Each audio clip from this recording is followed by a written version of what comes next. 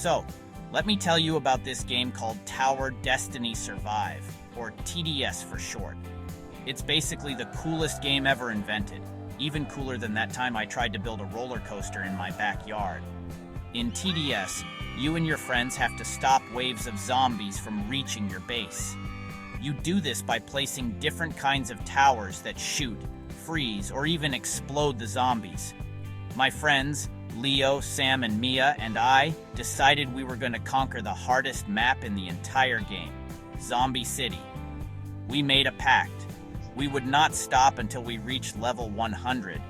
It sounded like a great idea at the time, but we had no clue what we were getting ourselves into. We all gathered at my house after school, our laptops ready and snacks piled high. Leo is the master planner.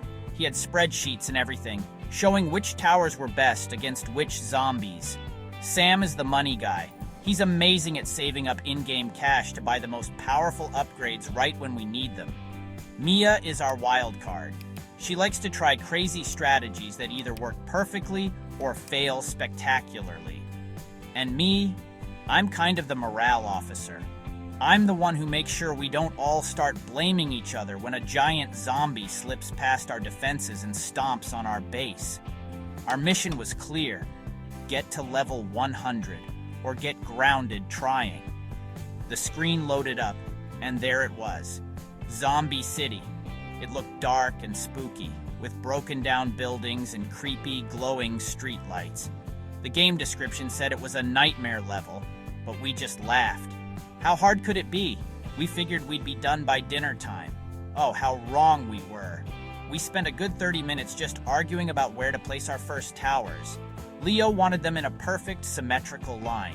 Mia wanted to put them all in one corner to create a kill zone. Sam just wanted to save his money. I suggested we just start and see what happens. That was probably my best and worst idea of the day. Our first attempt was, to put it nicely, a total disaster. We didn't even make it to level 10. A bunch of speedy zombies zipped right past our defenses while we were still arguing about whether the sniper tower was better than the shotgun tower. We all groaned as the defeat screen flashed in our faces. But we didn't give up. We just grabbed more chips and started again. This time we listened a little more to Leo's plan. We agreed on our roles. We were a team and we were going to act like it. This wasn't just a game anymore. This was a quest. A very, very long quest with a lot of zombies. Starting at level 1 should be easy, right? I mean, it's level 1. The zombies are supposed to be slow and weak, like my grandpa after Thanksgiving dinner. The game sends out these normal zombies that basically just stumble forward in a straight line. We placed a few basic shooter towers near the entrance, and they mowed down the zombies without any trouble. We were high-fiving and feeling like total geniuses. We were making so much in-game money that Sam was practically swimming in it. He kept saying, "See? I told you saving was a good idea," even though we were only 5 minutes in. But the thing about TDS is that it tries to trick you. Even on the easy levels, you have to be smart. We started getting a little too confident. We were upgrading our towers like crazy, but we weren't thinking about the path the zombies would take later on. Zombie City has all these winding streets and alleyways, and if you don't plan ahead, you'll leave a huge gap for the zombies to sneak through. Leo was pointing at the screen, trying to show us a back alley we had completely ignored. He was like, "Guys, we need a tower here." But we were too busy watching our powerful towers blast zombies into green goo. Then, around level 5, the game threw us our first curveball. It sent out a wave of hidden zombies. These guys are invisible until they get really close to your towers. We totally panicked. A whole line of them slipped right past our main defenses because we couldn't see them. We were all screaming, "Where are they?" Mia quickly sold one of her towers and bought a radar tower, which reveals hidden enemies. It was a close call. The first hidden zombie was just a few steps from our base when the radar tower lit it up and our other defenses finally took it out. We all let out a huge sigh of relief. That moment taught us our first big lesson: never get comfortable. From then on, we treated every level like it was the final boss. We started communicating better. I would watch the entrance, Mia would watch the back alleys, Sam would manage the money, and Leo would keep an eye on the big picture, telling us where to build next. Level 1 wasn't just about beating a few slow zombies, it was our training ground. It was where we learned to stop being 4 people playing a game and started being one awesome zombie-destroying team. We were ready for whatever Zombie City had to throw at us, or so we thought. Zombie City isn't just a name, it's a promise of total chaos. The map is designed to be as confusing as possible. There are skyscrapers that block your view, so you can't always see where you're placing your towers. There are subway tunnels that zombies can use as shortcuts, popping up right in the middle of your defenses when you least expect it. And the worst part? The lighting. The map is permanently set to nighttime with flickering streetlights that make it hard to see what's coming. Sometimes a whole horde of zombies would be right on top of us before we even noticed them. It was super creepy. The environment itself is a danger.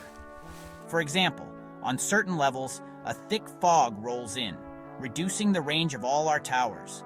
During the fog waves, our super expensive sniper towers were basically useless. We had to rely on short-range towers like the flamethrower and shotgunner.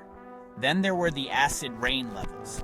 Acid would randomly drip from the sky, damaging our towers. We had to have Sam constantly spend money to repair them, which meant we couldn't afford as many upgrades. It felt like the city itself was trying to help the zombies win, which is just not fair. And let's talk about the zombies. They weren't just the normal slow kind. Zombie City has its own special types. There's the mutant zombie, a giant beast with tons of health that can smash your towers with one hit. The first time we saw one of those, we all just stared at the screen in silence. It walked right through our wall of bullets like it was nothing. We also had to deal with summoner zombies, which don't attack your base directly. Instead, they hang back and summon swarms of smaller, weaker zombies, overwhelming our defenses with pure numbers. It was a total nightmare to manage. Surprises were waiting around every corner. At level 25, the game introduced a boss, the Gravedigger. This massive zombie carried a giant shovel and would dig up new paths for the zombies to follow, completely messing up our carefully planned strategy. We had to sell towers in one area and quickly rebuild them somewhere else just to keep up. It was pure chaos. Leo was yelling out coordinates, Sam was frantically clicking to sell and buy, Mia was trying a desperate new tower combination, and I was just trying to keep everyone from rage quitting. Zombie City was tough, but it was also kind of awesome. To survive in Zombie City, you can't just place towers anywhere and hope for the best. You need a strategy, a real one. Leo, our resident genius, came up with what we called the Infinity Loop. He found a spot on the map where we could force the zombies to walk in a long, winding circle, passing by our towers multiple times. This meant our towers got way more chances to shoot at the same zombie, which was super effective against the ones with a lot of health. It took us a few tries to set it up right, but once we did, it was a thing of beauty. Zombies would just walk in circles until they fell apart. Teamwork was everything. We assigned everyone a specific job. My job was to handle the stun towers, like the freezer and the glue gunner. I had to time their abilities just right to slow down the big, fast-moving enemies so our damage-dealing towers could finish them off. Mia was in charge of splash damage. She loved using the rocket launcher and mortar towers to take out huge clumps of zombies at once. Sam, the money man, would tell us when we could afford a big upgrade. He'd be like, "Okay, we're $100 away from the max level sniper. Stop spending money on anything else." Of course, not all of our strategies were brilliant. I remember this one time, Mia had an idea she called the Wall of Fire. She convinced us to sell most of our towers and spend all our money on a long line of flamethrowers at the very front. Her logic was that nothing could possibly get through a giant wall of fire. She was wrong. The very next wave was full of fire zombies, which are immune to fire. They just walked right through our expensive wall of flames without a scratch and nearly cost us the game. We still tease her about that one. But the best part about our strategies was how we learned from our mistakes. After the Wall of Fire incident, we learned to diversify our towers. We made sure we had a mix of everything: single target damage, splash damage, stun effects, and towers that could see hidden enemies. We created combo moves. I would freeze a giant mutant zombie right in the middle of Mia's rocket explosions, while Leo's snipers picked off the smaller enemies trying to sneak past. When our plans worked, it felt like we were conducting a symphony of destruction. A zombie-destroying symphony. Getting through the middle levels, I'm talking about level 40 to level 70, was a real grind. It was like, the homework of the video game world. The excitement of starting a new map was gone, but the thrill of the final levels hadn't started yet. The waves of zombies got longer and harder, and each level felt like it took forever to finish. We'd beat one super hard level, feel a moment of relief, and then realize we had to do it all over again. Our snack pile was starting to get dangerously low, which is always a bad sign. This was the part of the game where our teamwork was really tested. We started getting on each other's nerves. I remember one time Sam accidentally sold one of Leo's fully upgraded towers to afford something else. Leo almost lost his mind. He was like, "That was my main damage dealer. Do you know how long it took to upgrade that?" We had to pause the game and take a 5-minute break so they wouldn't start a real-life fight. It gets intense when you've been staring at a screen for 3 hours straight, trust me. We had to remind ourselves that we were friends first and TDS players second. The game also got way more complicated. We weren't just fighting 1 or 2 types of zombies at a time anymore. The game would send everything at us at once. We'd have a giant, slow-moving boss zombie surrounded by a swarm of super fast zombies with a few invisible ones mixed in for good measure. It was a sensory overload. You had to watch every single corner of the map at the same time. This is where Leo's spreadsheets actually came in handy. He could predict which zombies were coming next, so we could prepare our defenses for that specific wave. Despite the grind, we had some of our best moments in the mid-game. We unlocked some of the coolest towers, like the railgun, which could shoot a powerful laser beam through a whole line of zombies. The first time we used it, we all just yelled "whoa" at the same time. We also perfected our infinity loop strategy, making it so efficient that we could sometimes relax for a whole wave and just watch the zombies march to their doom. These small victories were what kept us going. They were little reminders that we were making progress, even when it felt like we were stuck in the same place forever. Everything changed around level 75. It was like suddenly the game just woke up and decided to stop messing around. The zombies got a massive boost in health and speed. The bosses that used to show up every 10 levels, now they were showing up every 5. And then, the game introduced the single most terrifying enemy we had ever seen, the Shadow Boss. This thing was a giant shadowy monster that could teleport. 1 second it would be at the start of the map, and the next, it would be halfway through our defenses, smashing everything in its path. The first time it teleported past our main kill zone, we all had a mini heart attack. This is where all our planning and practice really paid off. We couldn't rely on just one strategy anymore. We had to adapt, and we had to do it fast. When the Shadow Boss showed up, we had a new protocol. Sam would save up a special fund of emergency cash. As soon as the boss teleported, Leo would shout out its new location, and Sam would instantly fund the placement of new stun towers right in its path. Mia and I would have to quickly retarget our main damage towers to focus all our firepower on the boss before it could teleport again. It was stressful, but man, it was also exhilarating. Our communication became lightning fast. We didn't even use full sentences anymore. It was just a stream of information. Shadow Boss at B4. Need stun at the crossroads. Hiddens coming up the left lane. I'm broke. Can't upgrade. It was like we had developed our own secret language. A language made up entirely of TDS terms. My mom walked in at one point and just stared at us. She probably thought we were all going crazy, shouting about zombies and kill zones. She didn't understand that we were in the middle of a very important battle. There were moments when we thought we were done for. I remember one level, maybe level 82, where two shadow bosses appeared at the same time. They teleported to different locations, splitting our defenses. A few zombies slipped through, and our base health started dropping. 90%, 70%, 40%. We were all screaming. In a last-ditch effort, Mia sold half of her towers to afford one final rocket that took out the last few zombies just inches from our base.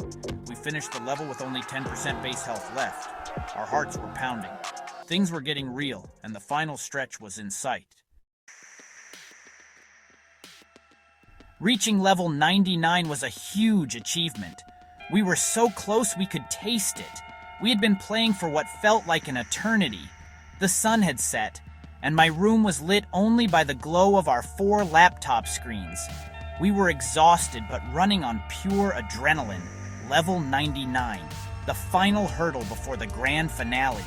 We figured the game would throw something tough at us, but honestly, we were confident we could handle it. We had survived everything Zombie City had thrown our way, from acid rain to teleporting bosses. What could possibly be worse? The answer was everything, at once. Level 99 wasn't just a wave of zombies, it was a tidal wave. The game sent every single type of zombie and boss we had faced throughout the entire game, all at the same time. There were mutants, gravediggers, summoners, and not one, not two, but 3 shadow bosses. The screen was just a massive, chaotic mess of zombies, explosions, and laser beams. Our frame rate dropped and the game started to lag. It was almost impossible to even click on the right tower to upgrade it. We failed. And we failed again. And again. We must have tried to beat level 99 at least 5 times. Each time we got overwhelmed. The combination of so many different powerful enemies was just too much. One shadow boss would distract us while a horde of speedy zombies zipped past on the other side. Or a gravedigger would create a new path right when we were focused on a mutant. It was just frustrating. We started to get discouraged. Leo was frantically trying to rework our strategy, but nothing seemed to work. Mia even suggested trying the wall of fire again, but we shut that down pretty quickly. On our 6th try, we decided to change everything. We abandoned our beloved infinity loop because it was too vulnerable to the gravediggers. Instead, we built a series of smaller death traps all along the path. Each trap was designed to counter a specific type of boss. We also assigned one person to watch each of the 3 shadow bosses. It was a risky plan that required perfect coordination.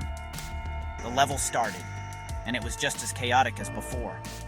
But this time, we were ready. We were a well-oiled machine, calling out targets and deploying abilities with split-second timing. It was the hardest thing we had ever done, but slowly, painfully, we started to clear the wave. After what felt like a lifetime, the final zombie of level 99 fell. We did it. We had beaten the impossible level. For a second, there was just silence. We were too stunned and exhausted to even cheer. Then Sam just whispered, "We did it." And then we all started shouting. We were jumping up and down, high-fiving, and probably making way too much noise. We had overcome the biggest challenge the game had to offer. All that was left was level 100. We took a deep breath, readied our defenses, and clicked Start Wave. Level 100 was different. There were no hordes of zombies, no complicated waves. There was just one enemy, the city core. It was a massive, pulsating, robotic monster that rose from the center of the city. It had an insane amount of health, more than anything we had ever seen before. It didn't even move towards our base. It just sat there, and our job was to destroy it before a timer ran out.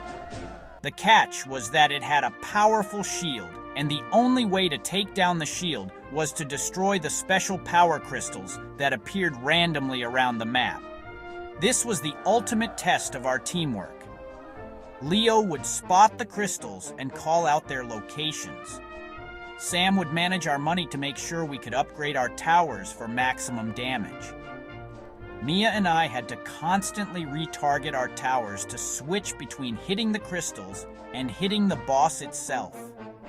When the shield was down, we had a small window to pour all our damage onto the boss. It was a frantic race against the clock. The boss's health bar was barely moving, and the timer was ticking down fast. For a moment, it felt like we might actually fail at the very end, but we didn't give up. We sold our less effective towers and consolidated all our money into our most powerful railguns and snipers. We focused our fire, timed our abilities perfectly, and just kept shooting. The boss's health bar started to drop faster, 50%, 30%, 10%. With just seconds left on the timer, we threw everything we had at it.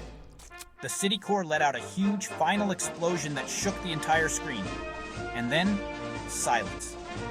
A giant victory sign flashed across our screens. We had done it. We had beaten Zombie City. We were the kings of TDS. We just sat there for a minute, staring at the victory screen. We had spent the entire day working towards this one moment. It felt amazing, but it also felt a little sad. We had conquered the biggest challenge in the game. We had reached level 100. There were no more levels to beat. No more zombies to fight in Zombie City. Our epic quest was over. We had learned so much, not just about the game, but about working together. We learned that Leo's crazy plans sometimes work, that Sam is way too careful with fake money, and that Mia should never be put in charge of fire-based defenses. We all logged off of TDS. The glow of the screens faded, and we were back in my room. It was quiet. We didn't really know what to say. We had just shared this huge, epic adventure, and now it was finished. It was like finishing a really good book and feeling sad that there are no more pages to read. We talked for a while about our favorite moments, the time we almost lost to the hidden zombies, the first time we saw the shadow boss, and our final desperate victory against level 99. We had made a great memory together. Mia was the first one to say it. So, what are we going to do tomorrow? We all looked at each other and smiled. The adventure wasn't really over. TDS was just one adventure. Now, a whole bunch of new ones were waiting for us. We started talking about all the things we could do outside, in the real world. Leo suggested we try to build a real-life tower defense system for a water balloon fight. Sam wanted to start a business selling lemonade to fund our future snack piles. I just thought it would be cool to go ride our bikes. That day, we didn't just beat a video game. We became a better team. We learned how to solve problems, how to communicate under pressure, and how to not get mad when your friend accidentally sells your best tower. As we packed up our laptops, we made a new pact. Our next adventure wouldn't be on a computer screen. It would be out there, in the real world. And whatever challenges we faced, we knew we could handle them, as long as we did it together. Although hopefully, our next adventure would involve way fewer zombies.